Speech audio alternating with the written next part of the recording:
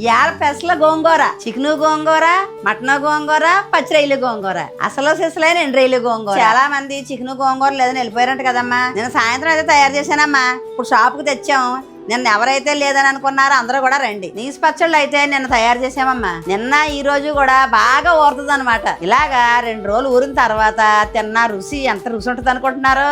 అదిరిపోద్ది అనమాట. రేపు అసలు ఆదివారం అన్ని రకాల పచ్చళ్ళు కూడా తయారు చేసి పెట్టేసాను. ఆదివారం నాడే కదమ్మా, మరి మనకి ఎక్కువ మంది వస్తారు, అందుకని అన్ని తయారు చేసి పెట్టేసాను అనమాట. ఇవాళ పొద్దున్న దోశలోకి మన ఆవకాయ పచ్చడి వేస్తున్నానమ్మా. పెట్టి 15 రోజులు అయిందేమో, భలేగా ఊరిందమ్మ మూట అయితేని. మన ఆవకాయ పచ్చడి భలే రుచి వచ్చేసింది. ఏదన్నా పచ్చడి పెట్టామంటే అమ్మ ఊరాలి కదా, ఊరితేనే రుచి వస్తుంది. మరి ఆ ఓట పులుపు దిగాల, ఊరాల, ఊరిన తర్వాత తినాలా, తింటే దాని రుచి తెలుస్తుంది అనమాట.